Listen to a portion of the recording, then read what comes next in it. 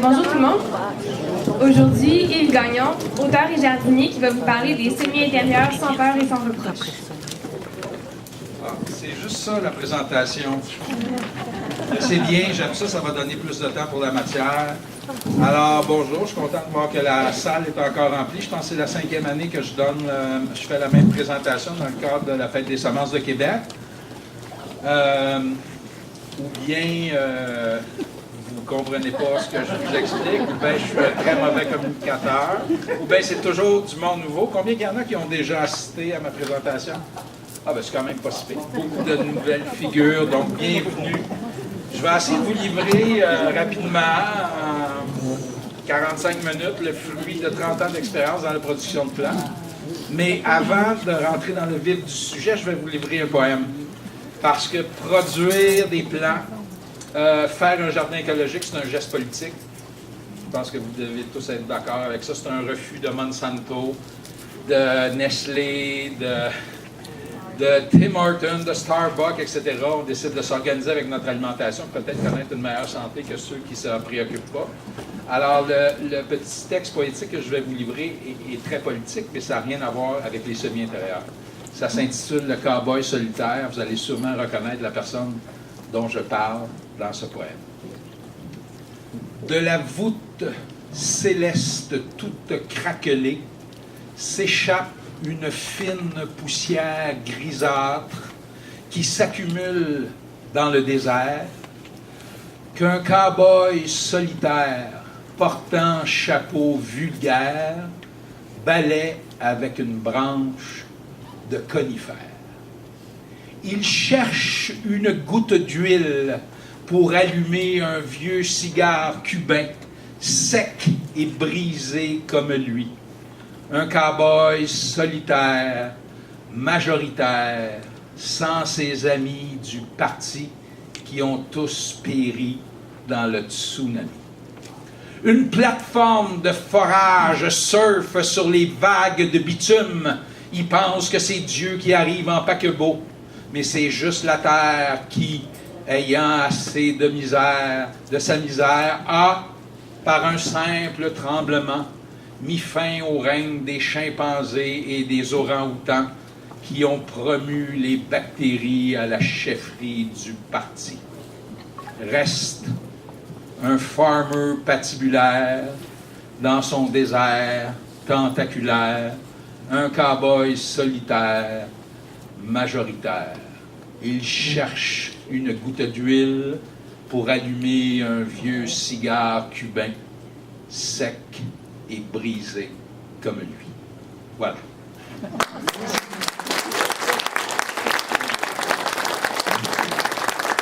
Alors, les semi-intérieurs, il y a beaucoup de choses à dire, donc j'essaie d'être concis. 3 étapes dans ma présentation. Tout d'abord, les conditions, l'environnement de la chambre à semis. Quand on décide de produire des plants, il faut s'installer quelque part, normalement sur le bord d'une fenêtre, dans la maison, une table avec une nappe de plastique, dans un endroit où il peut dégouliner un petit peu d'eau. Donc, on appelle ça la pouponnière, l'environnement de la pouponnière, l'environnement de la chambre à semis. Quelles conditions doit-on créer dans cet espace pour bien réussir la production de plants? Ça va être mon premier sujet. Deuxième sujet d'importance, les terreaux. Avec quoi on travaille, dans quoi on sème, dans quoi on repique. Fait que je vais essayer de vous donner des petits trucs pour la préparation de terreaux ou l'achat de terreaux. On peut aussi en acheter qui sont déjà tous préparés. Et le troisième point, c'est la régie. Comment on procède?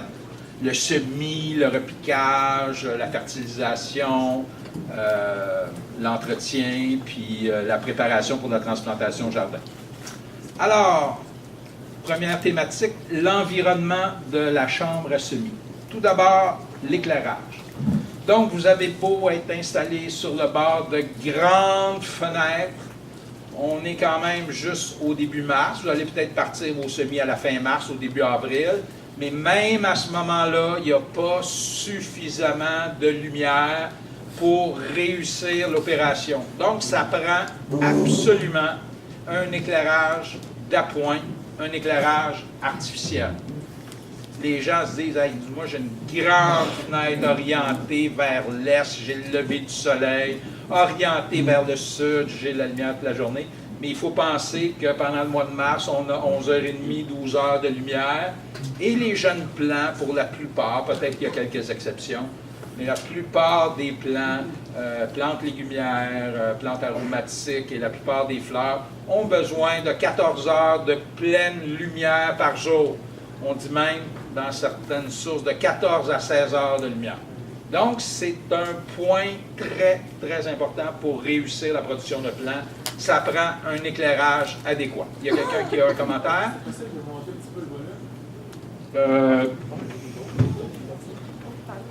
Peut-être il faut que je m'approche un petit peu plus du micro. Comme ça, c'est mieux? Alors, pas besoin de monter. Je pense que c'est juste moi qu'il faut qu'il s'adapte. Alors, je m'excuse. Est-ce que vous avez quand même compris ce que j'ai dit jusqu'à maintenant? Oui. Alors, ça prend un éclairage d'appoint, grosso modo. Il n'y a pas assez de lumière naturelle. Même si on est installé sur le bord de grandes fenêtres, ce n'est pas suffisant. Qu'est-ce qui se passe quand il n'y a pas assez de lumière? Qu'est-ce que vous allez observer chez vos plants? Monsieur dit, ils vont s'étioler, c'est tout à fait ça. Quand un plant manque de lumière, il s'étiole, il monte en orgueil. Donc, il devient frêle, fragile, il a tendance à coucher, et c'est là qu'on va avoir des problèmes. Donc, il faut éviter ça. Un plant de qualité est un plant court et trapu. On va avoir une bonne tige qui est ferme.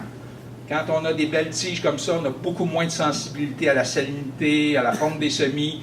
Ça donne des plants de bien meilleure qualité. Donc, l'éclairage est vraiment fondamental. On a donc besoin de 14 à 16 heures de lumière par jour.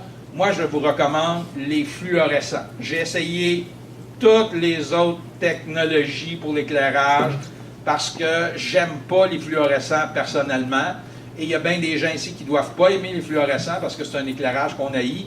Mais les plants, eux autres, ils s'en foutent que ce soit des fluorescents. Ils veulent avoir un spectre lumineux qui s'apparente au spectre solaire et certains fluorescents vont offrir ça aux jeunes plants.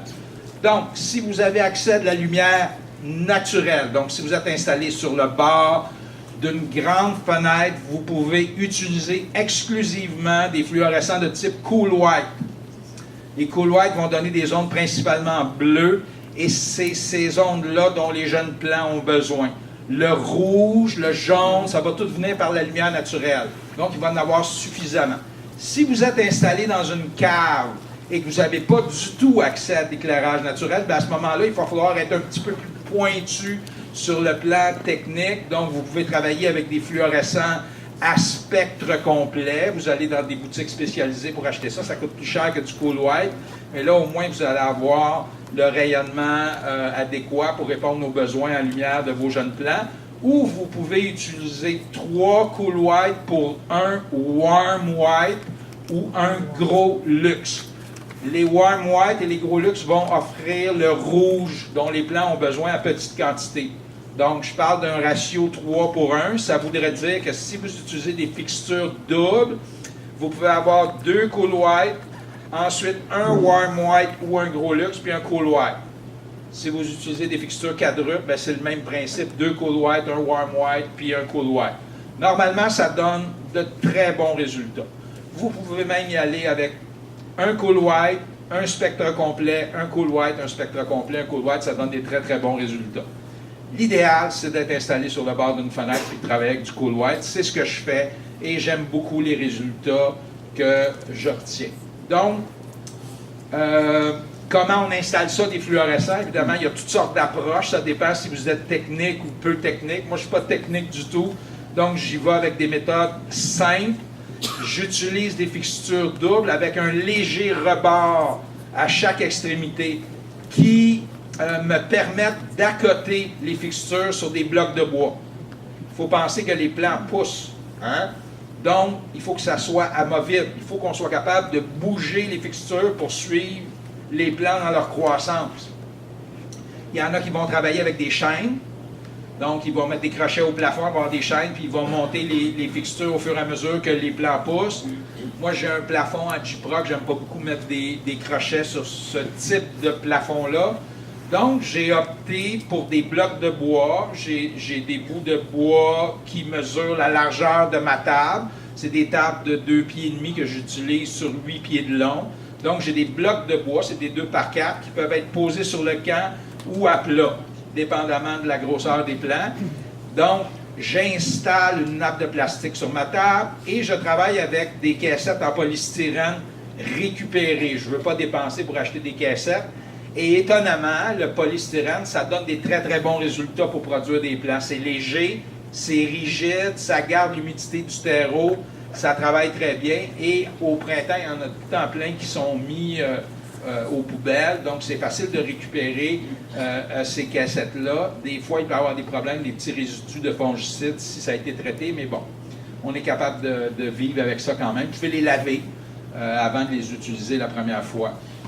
Donc, on va revenir à la question du terreau tantôt, mais juste pour vous expliquer l'éclairage, je remplis mes caissettes avec du terreau de germination. Je vais vous donner la recette tantôt. On fait notre semis, on place les caissettes dans un endroit chaud de la maison. On n'est pas obligé de les mettre à la lumière pour l'étape de germination, mis à part quelques espèces qui ont besoin de lumière pour germer. Mais dans les légumes, les plantes potagères, il n'y en a pas. Vous pouvez toutes les faire germer à la noirceur. Donc, moi, je mets des planches sur mon bain. Je place mes caissettes là-dessus pour la germination. Je monte un tout petit peu le calorifère dans la salle de bain pour avoir une température de 24-25 degrés pour assurer une bonne germination, parce que la germination, ça prend de la chaleur pour plusieurs espèces. J'y reviendrai tantôt. Et dès qu'on voit un renflement à la surface du terreau, ça veut dire que là, ça va lever. Là, on prend les caissettes et on les installe sur la table qu'on a préparée sous l'éclairage des fluorescents. Et ça va être très important d'octroyer à partir de ce moment-là aux jeunes plants de 14 à 16 heures de lumière par jour. Donc, dès que je me lève le matin, je pars mes fluorescents. Et quand je me couche à 10h, 10h15, je vais les éteindre. Quand il fait très beau, si vous êtes sur le bord d'une belle fenêtre, évidemment, il faut arroser de temps en temps. Donc, je vais retirer mes fixtures de fluorescents. Je vais les mettre debout. Je vais les accoter contre le mur de la pièce. Je vais faire mon arrosage. Et s'il fait vraiment beau et que j'ai une belle lumière naturelle, bien, je vais laisser les plants à la lumière naturelle jusqu'à 3 heures de l'après-midi, moment où le soleil va s'en aller de l'autre bord de la maison. Là, je vais réinstaller mes fluorescents puis je vais les laisser jusqu'à 10 heures le soir. Le lendemain, mettons que c'est nuageux, je vais laisser mes fluorescents toute la journée. La prochaine fois que je vais avoir arrosé, bien, il va falloir que je les ôte encore. Si j'ai de la belle lumière, je vais les laisser retirer. Mais on peut les remettre tout de suite si on veut. On peut les laisser, les fluorescents, en permanence. Évidemment, sauf quand on fait l'arrosage. Ça va bien pour ça? Donc, je les installe, les fluorescents, sur des blocs de bois. Au fur et à mesure que ça pousse, bien, je vais rajouter des blocs de bois, soit sur le camp, soit à plat, pour que les fluorescents soient quand même assez proches du sommet des plants. Dans la littérature, on parle de 15 cm.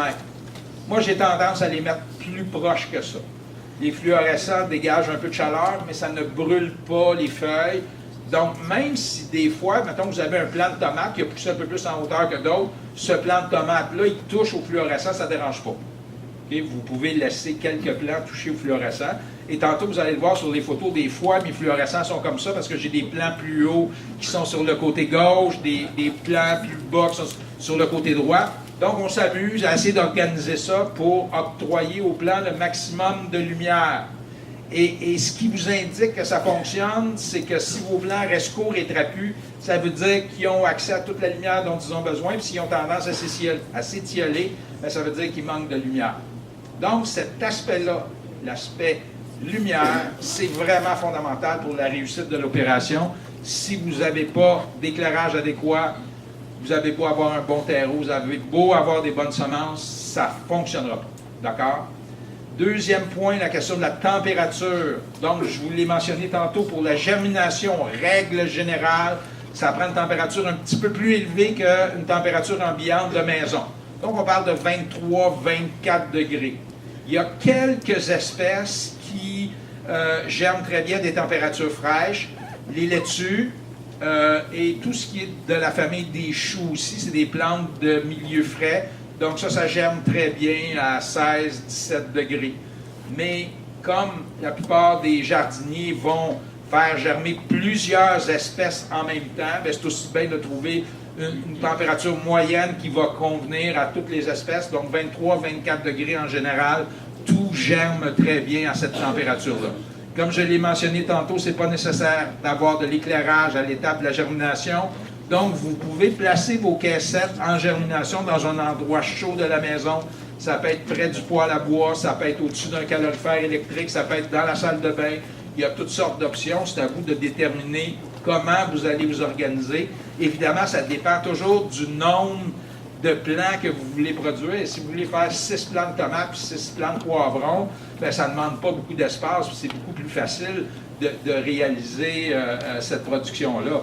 Mais si vous voulez faire tous les plants qui vont prendre racine dans votre jardin, vous avez besoin de davantage d'espace, puis il va falloir trouver une façon de s'organiser pour répondre aux besoins de tous ces plants-là. Alors, il faut bien penser que quand on fait un semis, par exemple, si vous faites vos semis de tomates, bien, vous avez acheté, disons, 6 cultivars de tomates différents. Vous faites une petite ligne avec 10 graines de tomates roses, 10 graines de tomates rouges, 5 graines de tomates jaunes, 5 graines de tomates italiennes, puis 5 graines de tomates cerises. Bien, c'est sûr que quand c'est dans la petite caissette, vous avez 50 plants là-dedans au début. À un moment donné, vous allez repiquer, puis là, vous allez être obligé de leur donner de l'espace, à raison de 6 à 7 plants par caissette. Fait que là, vous aviez une caissette, puis au repiquage, vous allez vous retrouver avec 7-8 caissettes. Donc, il faut penser à ça, qu'au début, c'est bien le fun de semer parce que ça ne prend pas trop d'espace, parce qu'on peut faire ça relativement serré. Mais à un moment donné, il faut repiquer tout ça, puis là, quand on repique, bien, ça multiplie par 4, 5, 6 le nombre de caissettes. Donc, il faut penser à ça quand on décide de s'investir dans une telle entreprise. Oui, monsieur? Oui, moi, mon but, c'est que moi, j'ai une étagère en bois, là. Okay? Moi, je me suis acheté une boîte de fluorescence, avec 2 crochets. Puis moi, mes contenants, là, je prends des bâtons de popsicle, là. Moi, je marque, mettons, tomate rouge ou mettons la... Oui. Là, on finit ça avec un papier de salade par-dessus pour garder l'humidité. Parce que c'est pas le châssis. Mais en général, j'ai des bons résultats. Une fois que le plan est sorti de ça, là, je commence à enlever mon papier de saran wrap. OK, vous mettez votre saran wrap directement sur le terreau? Oui. Écoutez, moi, j'ai pas utilisé cette technique-là, jamais. Moi, j'ai pour mon dire que le sol est vivant, OK? Puis tout ce qui vit a besoin d'air. Donc, à partir du moment où vous mettez une pellicule de plastique sur quelque chose, bien, ça ne veut pas dire qu'il n'y aura pas d'air dans votre terreau. Il va en rester, évidemment. Vous ne l'asphyxiez pas, mais les échanges d'air avec l'air ambiant se font moins bien. Et pour moi, la question de la vie du terreau, ça a toujours été fondamental. Donc, j'ai jamais utilisé de couvercle de plastique pour mettre par-dessus les terreaux. J'ai jamais utilisé de pellicule pour maintenir mon humidité. J'aime mieux donner un petit coup d'eau quand la surface a tendance à s'assécher que d'utiliser une pellicule de plastique. Mais écoutez, je veux dire, au Québec, on doit être 100 000 jardiniers, puis il y en a beaucoup qui ont développé des techniques qui fonctionnent très bien, qui sont différentes de ma méthode à moi. Alors, jamais je dirais que c'est la façon des gagnons qui fonctionne. Il y en a plein de méthodes qui fonctionnent. Monsieur dit qu'il met une pellicule de plastique sur son terreau. Évidemment, en mettant une pellicule de plastique, ça préserve l'humidité. Si vous partez pour 3-4 jours, bien évidemment, ça peut être une option intéressante parce que vous ne seriez pas là pour arroser. Alors, par exemple, faites vos semis à votre chalet, puis vous revenez la semaine travailler à Québec ou peu importe. Bien là, vous mettez une pellicule de plastique. C'est sûr que c'est une option intéressante à considérer. Mais moi, personnellement, j'essaie d'éviter le plastique dans ma vie le plus possible. J'en mets pas en paillis dans mon jardin. J'en mets pas sur mon terreau. C'est une question de choix. J'essaie de me passer du plastique le plus possible. Donc, on continue. Merci quand même pour votre intervention. C'était une bonne... En 5 secondes, moi, pour les arroser, moi, je prends un push-push. Tu sais, un push-push à...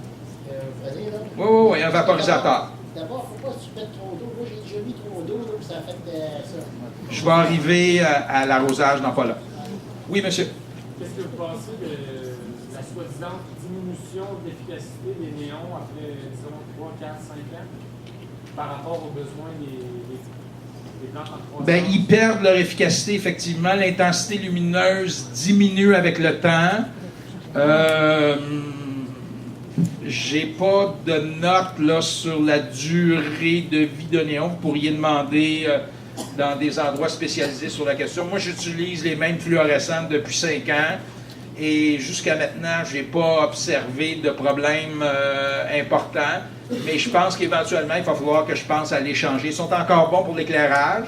Quelqu'un qui voudrait les utiliser pour éclairer une pièce ou peu importe. Mais effectivement, pour répondre aux besoins en lumière des jeunes plants, après un certain temps, les fluorescents sont moins efficaces. Ce qu'on se dit, c'est d'utiliser des fluorescents de 4 pieds, les plus longs, qui vont donner une intensité lumineuse plus forte, plus intense que les courts. Et on recommande de les laver avant de les installer, parce que s'ils sont pleins de poussière, ils vont être moins efficaces. Puis je dirais qu'après un certain nombre d'heures d'utilisation, ils vont être moins efficaces. Mais comme on les utilise sur une période d'1 mois ou 2 pour produire des plants, bien c'est sûr que ça a quand même une durée de vie assez longue. Donc, il ne faut pas paniquer là-dessus, mais c'est sûr que si, à un moment donné, vous observez que même avec 14-16 heures d'exposition fluorescente, que vos plants s'étiolent, bien, il y a un problème au niveau de l'éclairage, ça serait peut-être temps de penser à changer de fluorescent. D'accord? Donc, température de germination, 23-25 degrés, pas trop, parce que la laitue, s'il fait trop chaud, ça ne germera pas. Donc, il ne faut pas exagérer dans la chaleur, mais vous allez remarquer que les aubergines, les poivrons, les tomates vont très, très bien germer lorsqu'il y a une bonne température de 23 à 25. Vous allez avoir une germination beaucoup plus rapide et votre taux de germination va être meilleur aussi si vous faites germer à la chaleur. Pour la croissance, c'est autre chose. Une fois que vos plants sont germés, là, vous les installez sur le bord de la fenêtre. Ce qu'on dit dans beaucoup de livres, c'est que la température optimale de croissance moyenne, c'est 20 degrés le jour et 16 degrés la nuit. Donc, ça peut se rafraîchir un petit peu la nuit, mais il faut faire attention. Il ne faut pas que la température baisse trop parce que les jeunes plants peuvent avoir un coup de froid et un coup de froid combiné à une humidité excessive, ça pourrait favoriser le développement de la forme des semis, qui est un petit champignon qui se développe à la surface du terreau, qui peut attaquer vos plants au niveau du collet, les étrangler, puis les plants vont tout simplement coucher puis ils vont mourir. Donc, il faut faire attention au froid la nuit, ça peut baisser un petit peu, mais il ne faut pas être excessif dans la baisse de la température. Raison pour laquelle je recommande très fortement d'avoir un rideau des stars sur le bord d'une fenêtre, surtout si votre table est installée proche de la fenêtre, pour couper le froid qui pourrait être apporté par la vitre. Parce que vous savez comme moi que des vitres, c'est pas très isolant, donc il y a quand même pas mal de froid qui peut venir de la vitre. Donc au niveau de la température, c'est à peu près ça. L'humidité ambiante, c'est sûr que si vous avez une production de plants, là vous auriez un brumisateur dans votre pouponnière. Pour avoir une humidité de 75-80%, c'est bon que le taux d'humidité soit élevé. Mais dans les maisons, en hiver, avec le chauffage, le taux d'humidité est autour de 30, 25, 30%. Donc, c'est très sec. Donc, pour compenser ces conditions sèches, vous pouvez vaporiser vos plants tout simplement avec de l'eau 2 fois par jour, une fois le matin, une fois le soir, et ça va compenser pour les conditions sèches. Moi, je n'ai jamais observé de problème relié au fait que c'était trop sec dans la maison. Dernier point au niveau de l'environnement de la chambre à semis, c'est la circulation d'air. Quand les plants sont exposés au vent à l'extérieur, qu'est-ce qu'ils font?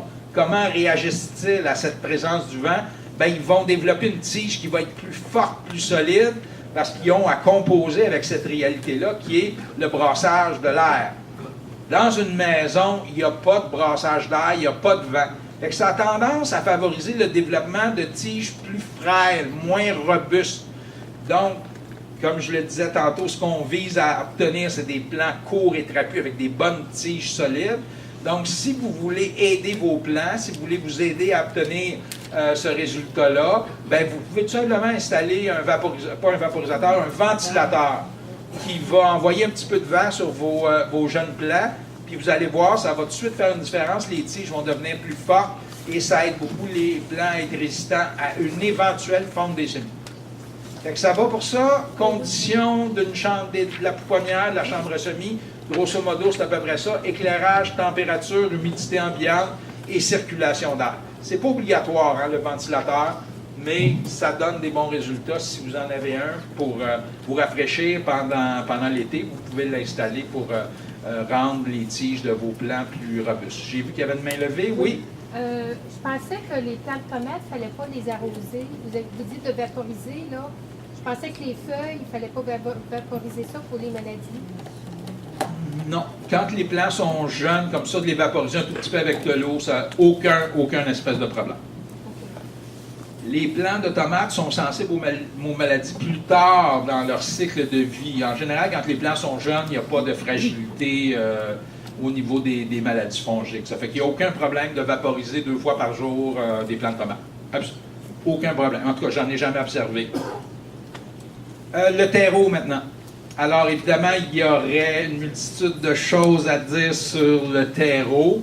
Moi, ma recette est relativement simple et vous ne pourrez pas l'utiliser parce que vous n'aurez pas en votre possession les ingrédients que j'utilise. Mais ça va peut-être vous donner le goût d'en produire. Alors, ma matière première, c'est le compost de feuilles.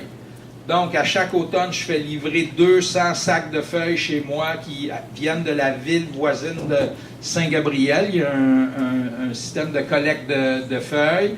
Et l'entreprise qui récolte les feuilles avec des camions, ils ne vont pas porter ça au site d'enfouissement.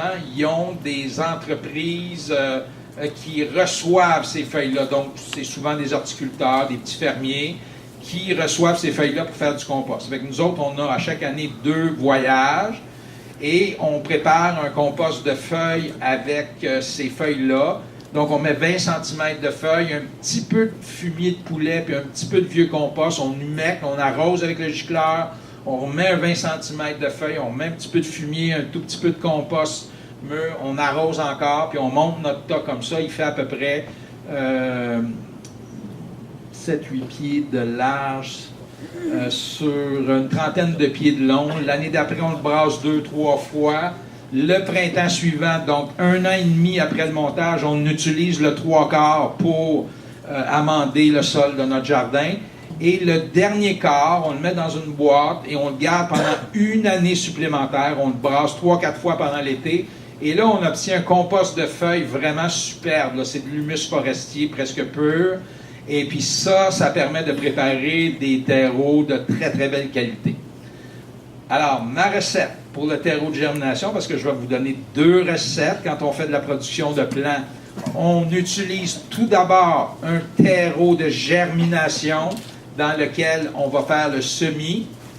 Et lorsque les plants sont rendus au stade des 2 premières vraies feuilles, on procède à ce qu'on appelle au repiquage. Donc, on prend les jeunes plants et on les met dans une nouvelle caissette qui contient ce qu'on appelle du terreau de croissance, donc plus riche. Et ce terreau de croissance va permettre de mener les jeunes plants jusqu'à la transplantation au jardin, parfois avec une petite fertilisation d'appoint avec des émissions de poissons et des algues liquides. Alors, je vais vous expliquer ça tantôt. Donc, ingrédient numéro 1, compost végétal très mûr, donc composté pendant 2 ans.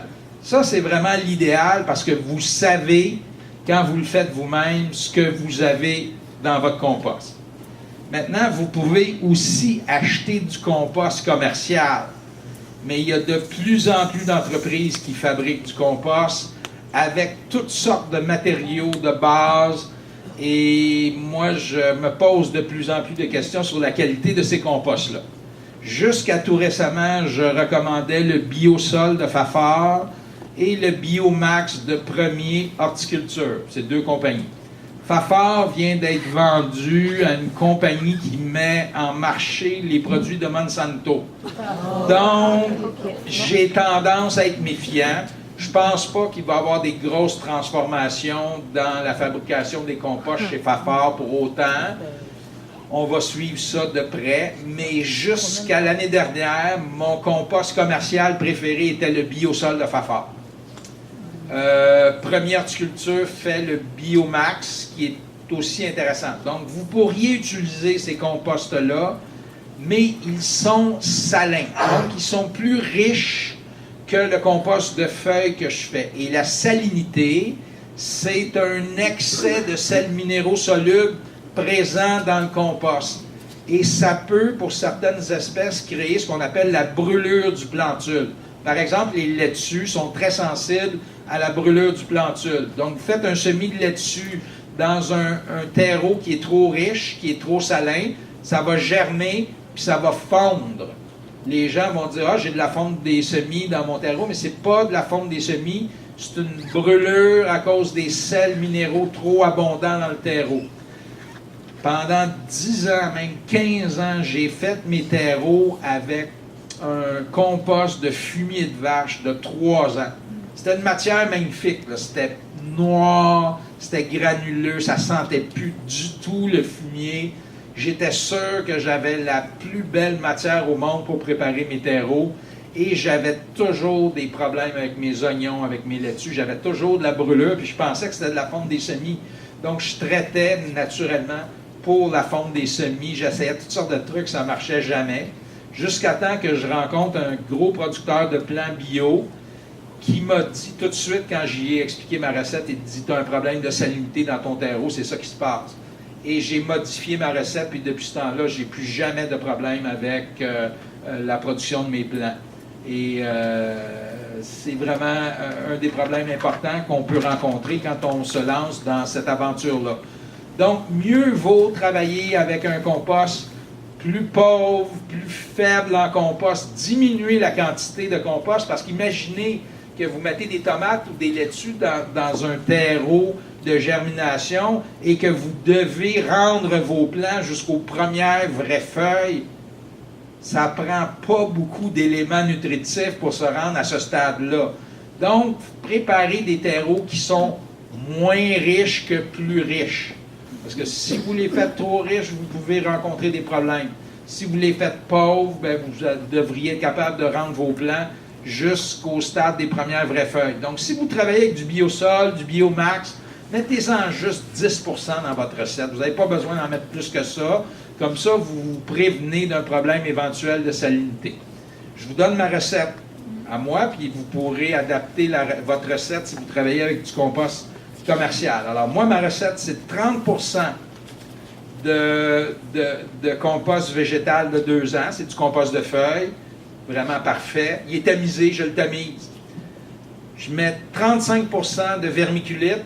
La vermiculite, c'est du mica qui est chauffé, puis ça fait un effet popcorn, donc ça devient très, très léger. Il n'y a aucun élément nutritif dans la vermiculite. C'est juste intéressant au niveau des propriétés physiques. C'est léger, ça se draine bien, ça permet un bon développement racinaire. Et j'utilise 35% de perlite. La perlite, c'est de la roche volcanique qui est chauffée également et qui se marie très, très bien à la vermiculite. Puis ça donne vraiment un terreau de très, très belle qualité. Maintenant, j'ai un problème avec ça. La vermiculite, la perlite, ça vient d'ailleurs, c'est miné, c'est chauffé. Donc, sur le plan écologique, environnemental, c'est pas l'idéal. Ça fait que j'essaie toutes sortes de choses. J'ai essayé de l'écorce de sarrasin, mais j'ai pas trouvé encore une matière qui me donnait pleine satisfaction pour remplacer ces deux matériaux-là. Donc, pour le moment, je travaille encore avec la perlite et la vermiculite, malgré le fait que ça ne soit pas très écologique. Si jamais il y a quelqu'un parmi vous qui a trouvé une solution, ben, faites-moi le savoir. Ça me ferait très plaisir d'expérimenter d'autres recettes. La mousse de tourbe, évidemment, ça pourrait être une option intéressante. Ça vient de chez nous. C'est pas chauffé, mais on est en train, avec l'industrie de la mousse de tourbe, de tout détruire nos tourbières au Québec. Et les tourbières sont des milieux qu'on devrait préserver, qu'on ne devrait pas exploiter. C'est pour ça que je n'utilise pas de mousse de tourbe dans mes terreaux et que je n'utilise pas de mousse de tourbe dans mon jardin non plus. Il faut que je spécifie que le biosol et le biomax sont faits avec des grosses quantités de mousse de tourbe. C'est la raison pour laquelle je vous recommande d'essayer de produire du compost de feuilles pour faire éventuellement vos terreaux avec des matières qui vont avoir été produites chez vous. Alors, c'est ça qui est l'idéal, c'est de réutiliser tout ce qu'on produit dans sa maisonnée ou sur son terrain. Il y a sur le marché des produits vendus par les compagnies que j'ai nommées, mais ce n'est pas des produits que j'ai essayés moi-même, parce que je travaille toujours avec ma recette, mais il y a Premier Horticulture qui fait un terreau biologique pour semis de marque ProMix. Alors, eux autres font du ProMix commercial. Le ProMix commercial, il y a des agents mouillants, puis un peu d'engrais de synthèse, donc c'est pas permis en agriculture biologique. Mais ils font, la compagnie Premier Horticulture, ils font un terreau biologique pour semis que vous pouvez utiliser en ajoutant juste un petit peu de compost dedans. Ça va vous donner des très, très bons résultats. Fafard fait un agromix bio. Donc, en principe, ça pourrait être intéressant. Et on m'a rapporté que si on utilise le terreau à cactus de Fafard avec juste un petit peu de compost dedans, ça donne des très, très bons résultats aussi. Donc, voilà. C'est les options que vous avez. Le sable aussi est une matière intéressante. Donc, moi, je n'utilise pas de sable parce que j'en ai pas, puis il faudrait que j'en achète, puis j'essaie d'acheter le moins de choses possible. Mais optimalement, dans ma recette, 30% de compost végétal, 30% de perlite, 30% de vermiculite et 10% de sable, ça donne vraiment un terreau parfait. Donc, si éventuellement vous produisez du compost de feuilles, bien, vous pourriez essayer cette recette-là, ça donne des bons résultats. Dernière chose, la perlite, la vermiculite, on n'achète pas ça en petits sacs parce que ça coûte les yeux de la tête. Ça vaut vraiment la peine d'acheter les gros sacs. C'est sûr que si vous voulez juste faire 12 plants de tomates, c'est trop le gros sac, mais ça coûte vraiment beaucoup moins cher. Vous pouvez acheter à deux avec votre voisin, avec des amis, puis ça se conserve. Vous pouvez garder ça pour 2-3 ans dans votre cabanon ou dans votre cave ou dans votre garage.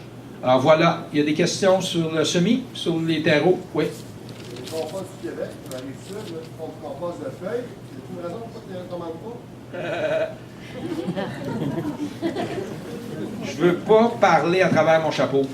Je ne sais pas s'ils font du compost juste avec la feuille.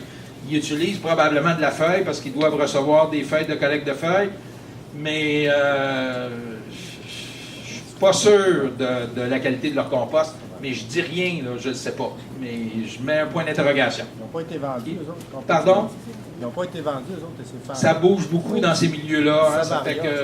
c'est Savaria maintenant, je pense. Y a-t-il quelqu'un qui a des connaissances sur ce type de compost, avec quoi c'est fait? Moi, j'entends dire qu'il y a des bouts de toute nature qui sont utilisés par cette compagnie-là.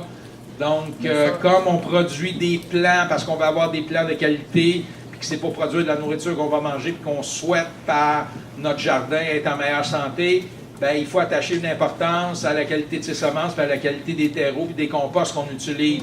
Donc, il faut se poser la question, ça vient d'où ce compost-là? Est-ce que je peux mettre ça dans mon jardin? Est-ce que ça peut servir à produire la nourriture que je vais consommer? C'est toutes des questions qu'il faut se poser, puis il faut s'en poser de plus en plus, parce que ceux qui produisent, ils s'en foutent pas mal de votre santé. Je peux vous dire ça. C'est pas un critère important pour eux autres, c'est la rentabilité. Oui. D'après ce que je sais, les bouts d'épuration, c'est utilisé juste pour faire les terres à gazon.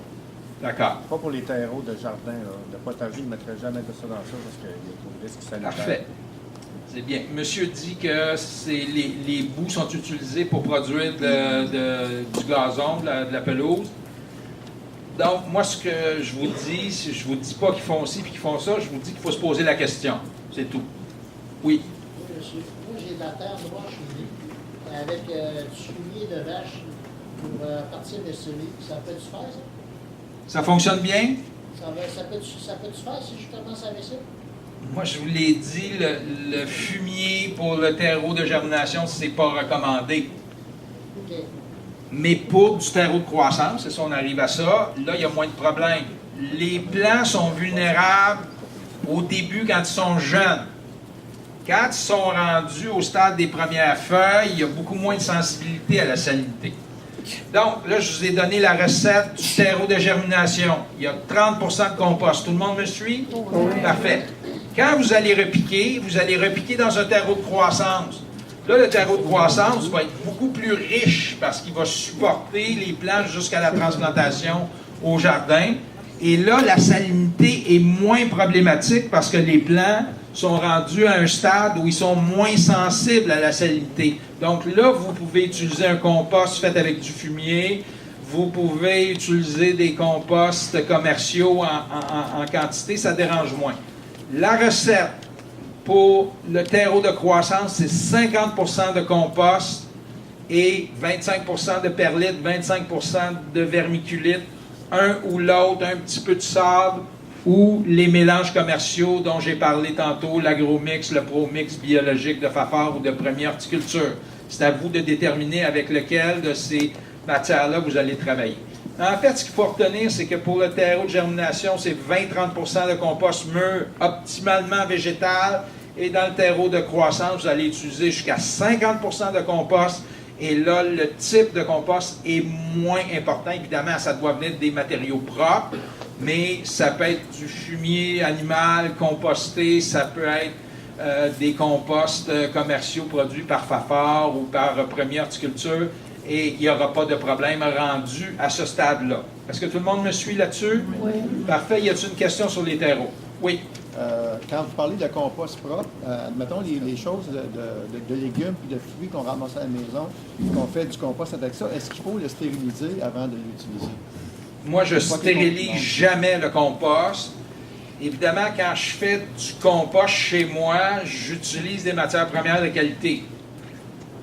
Donc, mon alimentation est bio à 95%, donc tous mes résidus de table, je les mets dans mon compost, j'ai pas de problème. La paille que j'utilise, elle vient d'un petit cultivateur à côté qui ne met pas de glyphosate, donc je peux utiliser la paille.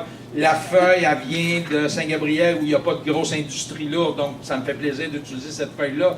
Donc, je fais attention à la matière première que j'utilise dans mes composts et tous mes composts sont de bonne qualité. Et je pense que quiconque attache de l'importance à la qualité des aliments qu'il va produire dans son jardin ou dans son champ, bien, devrait attacher une importance à toute matière organique qu'il va utiliser pour faire du compost ou utiliser comme paillis dans son jardin. C'est vraiment fondamental. On a une démarche de qualité quand on fait un jardin bio. Donc, on essaie de travailler avec des matières qui ne sont pas contaminées avec des résidus de pesticides, avec des métaux lourds, etc., ou des résidus d'antibiotiques. En tout cas, le moins possible. Fait que ce compost-là, on peut l'utiliser comme terre de croissance, là? Lequel Le compost que je fais à la maison? Bien sûr, Ouais, ok. bien sûr, totalement. Totalement. Un compost végétal fait avec des résidus de cuisine, des feuilles, des mauvaises herbes du jardin, etc., vous pouvez l'utiliser. C'est un compost végétal. Il faut juste qu'il soit bien décomposé. Moi, je vous ai donné l'exemple du compost de feuilles parce que je travaille avec ça et je trouve que c'est vraiment super. Ça donne vraiment des bons résultats, mais je mets un petit peu de résidus de cuisine dedans. Mais la raison pour laquelle j'ai pas un compost végétal un peu comme tout le monde en fait, c'est que j'ai des poules. Et tous mes résidus de cuisine s'en vont dans le poulailler. Et les poules mangent ce qu'elles veulent, le reste, ça s'ajoute à la litière, les excréments des poules, tout ça se mélange, je sors ça, puis je fais une espèce de compost de fumier. Donc ça, c'est trop riche pour faire des terreaux. Fait que je l'utilise dans le jardin pour mes cucurbitacées puis pour mon maïs. Mais si vous n'avez pas de poules, puis vous faites un compost domestique avec tous vos résidus de mode de vie, bien, c'est parfait pour éventuellement préparer un compost qui va être utilisé dans votre terreau de germination et de croissance. Il n'y a aucun problème avec ça. Oui, Remplacer le fumier de poule par lapin, c'est super. Il n'y a aucun problème avec ça. Le fumier de lapin, c'est génial. les quantités. Vous voulez dire avec les feuilles? Écoutez, la feuille, elle se décompose toute seule. Vous pourriez mettre de la feuille, puis de l'eau, puis un petit peu de vieux compost comme activateur, puis ça marche. Moi, je vous ai dit que j'ai ajouté un petit peu de fumier de poulet. C'est qu'en ajoutant une petite source d'azote, on va accélérer un petit peu le processus. C'est juste ça. C'est pas obligatoire. Le rapport carbone-azote des feuilles mortes, je pense que c'est 50-60 pour 1. Le rapport carbone-azote optimal, pour avoir une bonne décomposition rapide, c'est 30 pour 1. Donc, si vous avez quelque chose qui fait 50-60 pour 1, puis vous ajoutez un petit peu de fumier, bien, vous allez baisser votre ratio à 40 pour 1, donc ça va accélérer le processus. Les micro-organismes vont se développer plus rapidement. Puis moi, je ne veux pas attendre 3 ans pour avoir mon compost. Ça fait qu'en ajoutant un petit peu de fumier, ça accélère les choses. Mais c'est pas du tout obligatoire. La nourriture commerciale. 5 minutes. Il me reste 5 minutes, je vais être obligé d'accélérer. Les questions, ça sera à la fin. La nourriture commerciale des lapins, il n'y a pas de problème, ça? Écoutez, on vise le plus propre possible, mais la pureté n'est pas de ce monde. Moi, mon fumier de poulet, il vient de mon voisin. Il vient avec son épandeur, puis il me dompe ça là. C'est un producteur commercial. Il ne met pas d'antibiotiques, il n'utilise pas de farine animale. sa litière, c'est de la paille qui produit sans glyphosate. Donc, c'est un moindre mal, mais c'est pas parfait. Fait que, bon, à un moment donné, il faut faire des choix, puis on essaie de faire les choix les moins pires possibles. Il faudrait aller vivre sa lune. J'accélère parce qu'on manque de temps. Là, on est rendu à la marche à suivre. Comment qu'on fait ça, des semis? Vous avez compris pour les terreaux, ça va, un terreau de germination, un terreau de croissance. Je ne peux pas parler de toutes les espèces. Je vais donner un exemple avec la tomate parce que tout le monde veut produire des plants de tomates. Et si vous voulez tenter une première expérience avec la production de plants, vraiment, la tomate, c'est l'idéal. Première chose à dire sur la tomate, c'est que ça ne donne à rien de partir trop de bonheur. L'affaire de la Saint-Joseph pour la tomate, là, ça ne marche pas, ça, c'est pas bon. Vous partez vos tomates le 5-10 avril, ça ne donne à rien de partir avant. D'avoir des plants qui sont prêts le 1er mai, là, ça ne donne à rien. Ils vont stagner en caissette, ils vont dépérir. Quand vous allez les transplanter à la fin de mai, ils vont tout être jaunes, ça va leur prendre du temps à partir.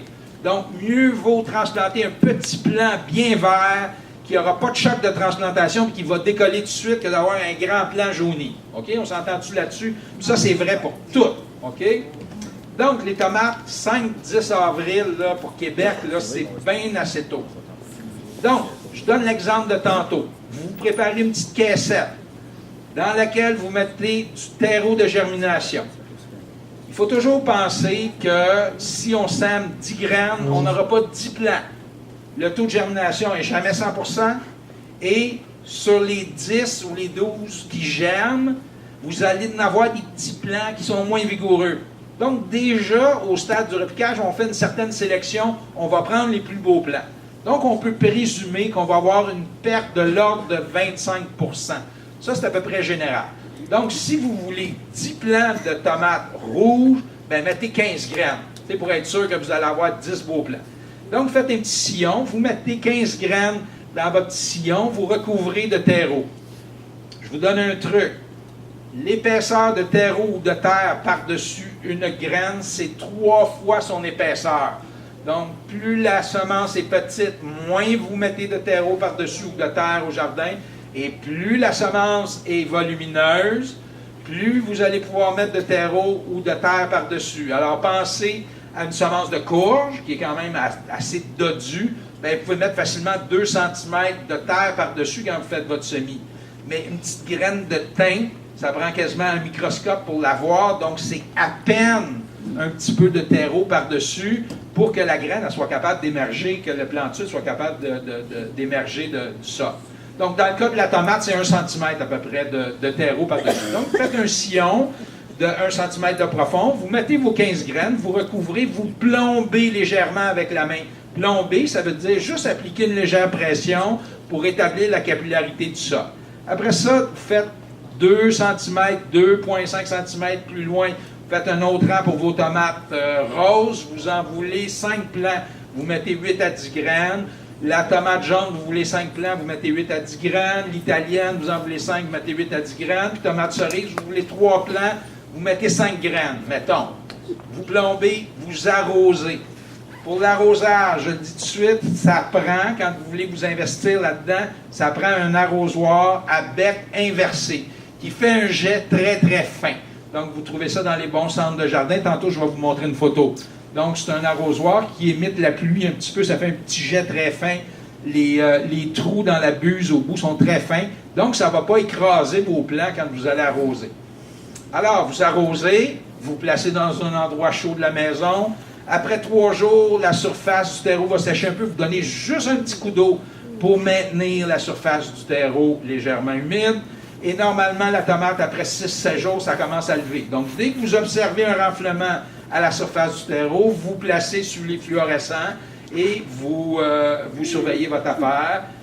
C'est sûr que quand il fait soleil, ça va s'évaporer davantage qu'une journée nuageuse. Donc, normalement, l'arrosage, c'est aux 3 jours au début. Ça ne donne rien d'arroser trop. C'est souvent l'erreur des gens, ils arrosent trop, puis à ce moment-là, il y a des problèmes qui vont être liés à une humidité excessive. C'est sûr, quand le plant, il va avoir 8 pouces, avec beaucoup de feuillage, là, il y a de la transpiration, il y a le soleil qui est de plus en plus présent. Là, vous allez peut-être être obligé d'arroser aux 2 jours, puis à la fin, vous allez quasiment être obligé d'arroser à tous les jours.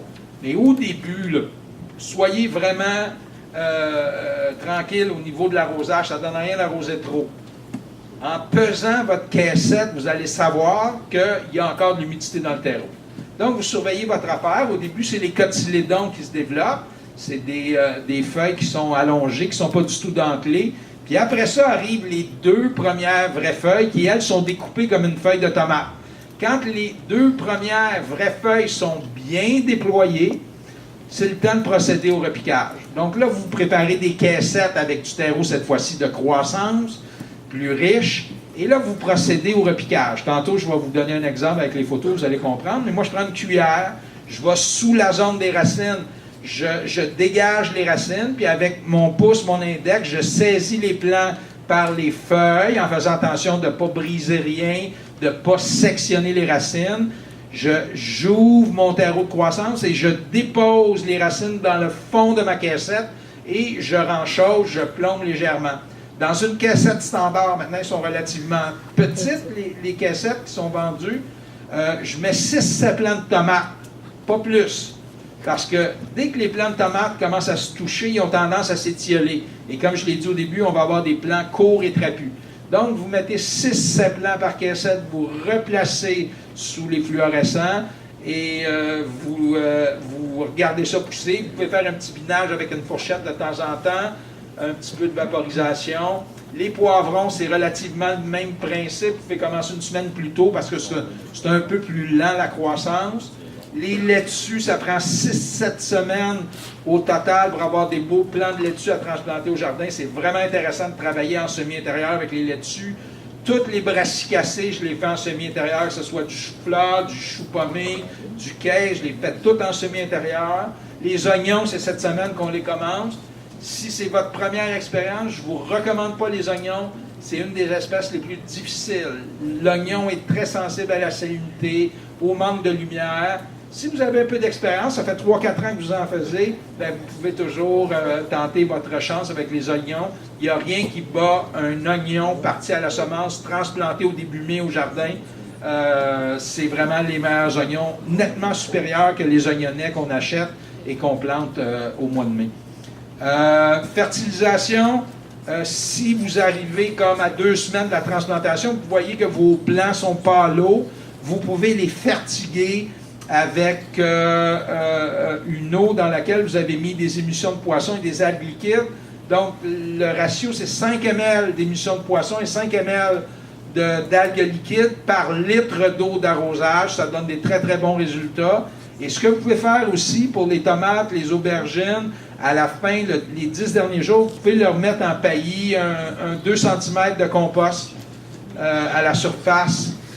Les plants ne sont plus du tout sensibles à la salinité à ce stade-là.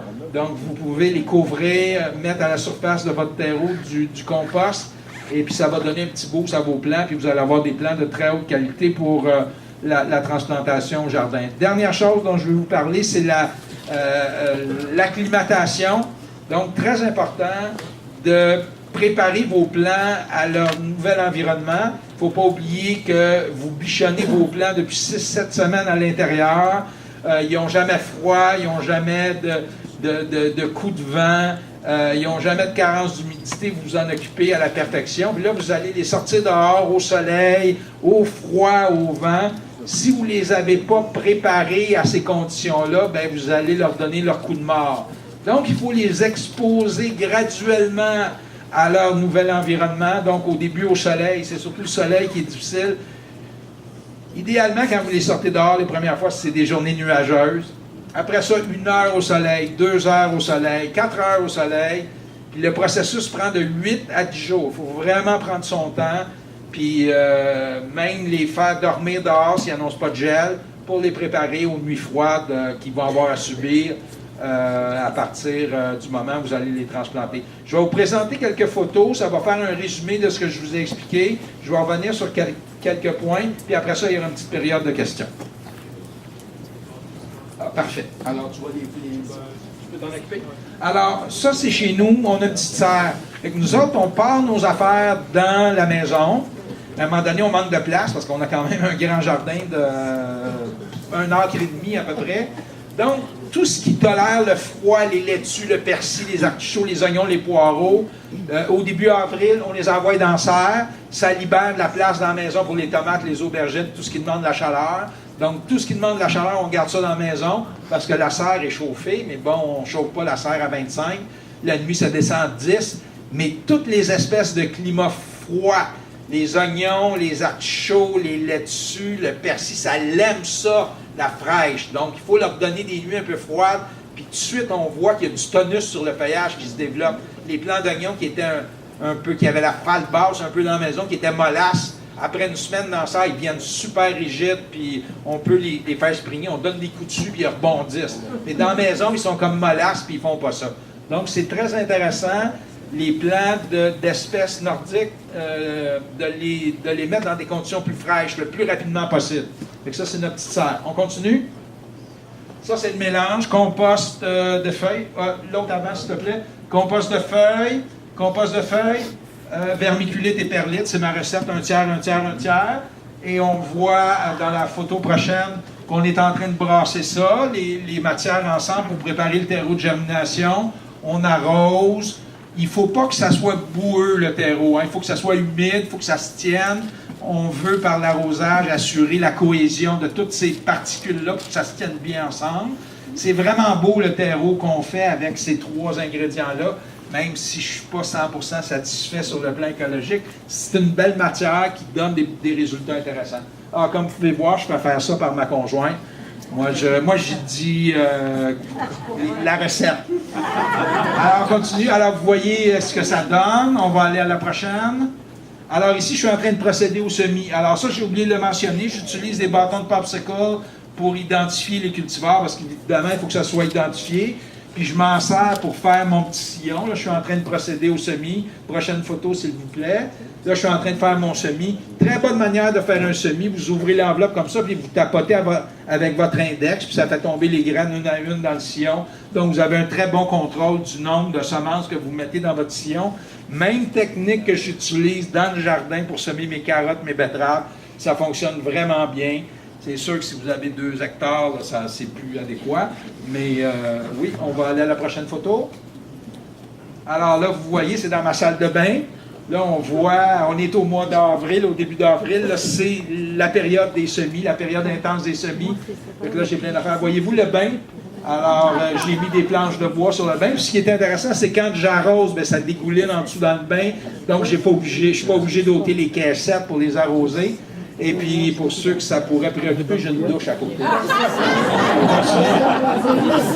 Alors, ça, c'est juste une photo d'ambiance pour montrer un germe. On continue. Oui, c'est juste des photos d'ambiance. On continue. Ça lève.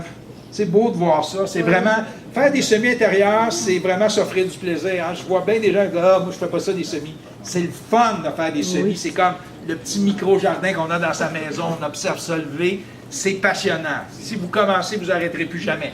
On continue. Ça, c'est des tournesols. On continue. Ça, c'est des laitues. Il n'y a pas de terreau par-dessus. Regardez, on voit les rangs de laitues. Ça fait que quand vient le repiquage, on les autres. Les laitues dans une cassette $100, il peut en avoir 20 à 22 plants, facilement. Fait que là, vous voyez mes fluorescents. Ça, c'est des plants de poivrons, des plants de tomates qui sont dessous. Voyez-vous, j'ai rajouté du compost à la surface du terreau pour leur donner un peu de tonus, un peu de punch. Ça, c'est du basilic. Le basilic, on peut faire du semis direct, mais on peut faire du semis intérieur pour en avoir plus tôt. On continue. Les tomates, regardez la couleur des plants. On voit vraiment qu'ils ont tout ce qu'il leur faut. C'est vert, un beau vert soutenu, des plants de ricin. Des fois, on fait des semis dans des pots. Les artichauts, je les sème bientôt. Puis quand j'y repique en pot. Les melons, les courges plus lentes, comme la courge musquée, j'ai fait dans des pots de plastique. Fait que voyez-vous, ça c'est vraiment... On est rendu à la période là, où tout ça va sortir dehors. Là. Les plants sont prêts. On doit être autour du 15 mai. Là.